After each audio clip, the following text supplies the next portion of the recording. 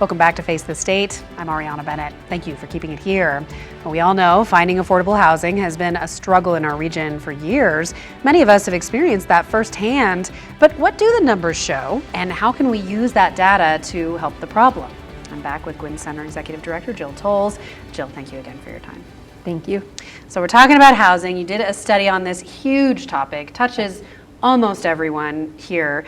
What would you say was the big takeaway? Well, it was fascinating for me to read the report because I'm not the one doing the research. We have a phenomenal team of experts that came together. This was brought to us by the governor and the legislature approved it. So we studied for about 9 months or so, diving into how did we get here?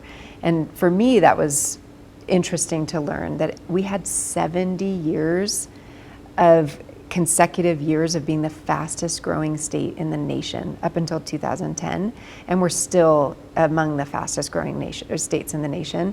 And then you couple that with the fact that we had two major pauses to the supply side of the equation, actually producing and developing affordable housing. And so you had the recession and then you had COVID.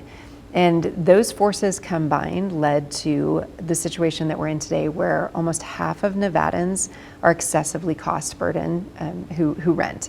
And by excessively cost burdened, more than 35% of their income has to pay for housing. And a quarter of homeowners are excessively cost burdened. And I think one of the biggest takeaways that was a shocker for our team was finding out that of the top 5 professions in the state of Nevada, all but one can't afford a 1 or 2 bedroom apartment. Really, it's just the management level that can afford a 2-bedroom apartment in Nevada. And so that is a crisis. And so we looked at what were the factors that led to where we are and what are the solutions to help get out. Yeah, all of those things that you just mentioned were also jaw-dropping for me. The 70 years of straight growth, I did not know that. But then just like looking at it from lived experience, there's never been a time that we've talked about Nevada not growing. Right. And then I thought, are there states where their population isn't constantly growing? And there must be. Yep. We are just not one of them. No, absolutely. Wild. And it is. And you have that in combination with the fact that, really our wages have not kept up with inflation. And so that's another factor. And then workforce. We constantly are challenged with workforce issues. Nevada's second lowest in the nation in number of apprentices per 1,000 for construction trades specifically. Yeah, exactly. Yeah, and then that got worse during the recession. Yep. So then we had to build those numbers back up. And then I saw in the study, and I didn't know this, but we lost them during COVID as well. Yes. So then we went back down after we built them up. Right. So now we're in this place where we have this shortage. Housing prices at least are through the roof, so to speak, compared to where they were during the recession. We lost all those construction workers, but it was cheap to live here. Right. Now we've lost construction workers, but it is not cheap to live here. Right. And now we're struggling to find people to build more housing.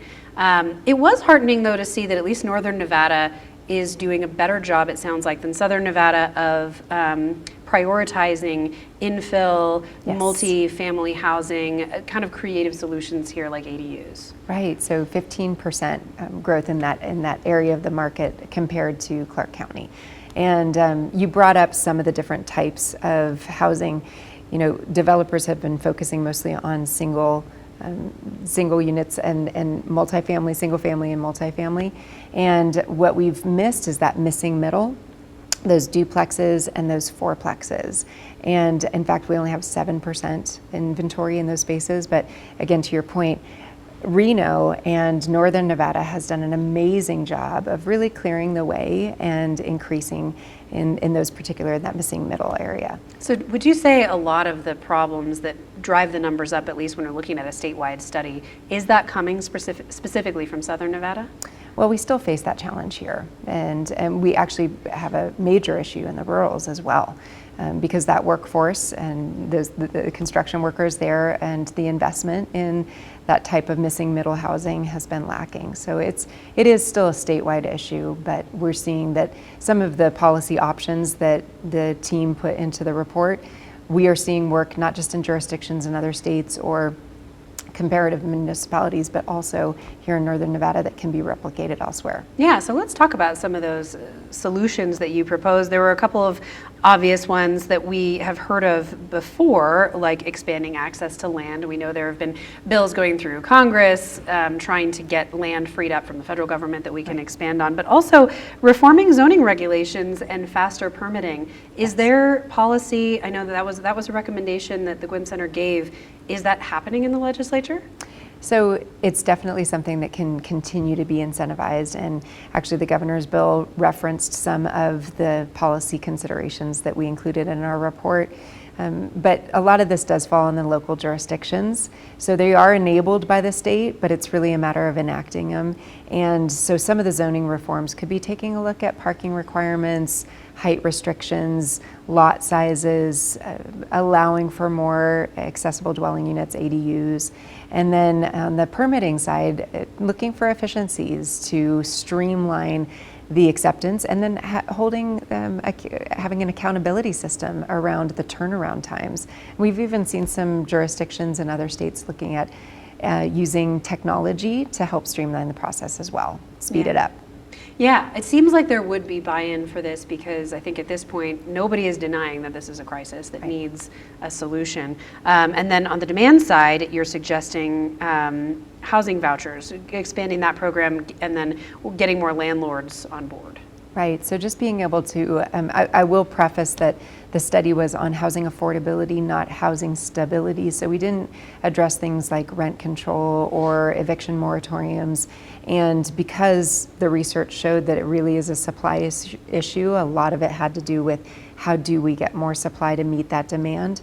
But you're right that there is still some on the demand side. So things like landlord engagement programs to be able to get renters and landlords accessing what programs there are available to help avoid evictions, or being able to take advantage of our share of Section 8 vouchers, and recognizing that we are, by comparison to other states with similar population sizes, not getting our fair share. And so sometimes that has to do with the archaic calculations that are being used. And so we can work with our federal delegation to improve and get more of our taxpayer dollars back here in the state of Nevada.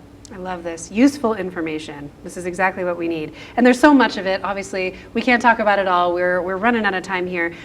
For people who want to go on and read these studies for themselves, where can they find it? GuinnCenter.org. It's just spelled just like Kenny Guinn, our governor, and Guinn center.org. Okay, and then you can read the studies, you can read the summaries and look at the graphics, all really interesting. Budget some time for it, because let me tell you, I got sucked into that black hole. But we have just about a minute left. Is there anything else that you would like the public to know, anything we didn't talk about? We talked about some great studies, but there's so much more, and I do encourage everyone to take a look. Over this last interim, we produced 24 reports and briefs on education, health, economic fiscal policy, governance and elections. Some of our other major studies that people might find interesting is on our pupil-centered funding plan. How are those dollars getting to those students? Early childhood systems, that's a huge issue. And student behavioral health, another big one. And then last, labor force participation. Why was Nevada the third largest drop in the nation after COVID of people leaving the workforce, not coming back? And that also leads into our health workforce, where we have a lot of room to grow. Yeah, my goodness. Yeah, get reading. Yep. I'm gonna get reading. Great stuff, Jill. Thank you so much. I really appreciate your time. Thank you.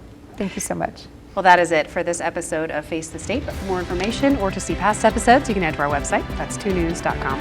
Thank you so much for being with us. We'll see you next week.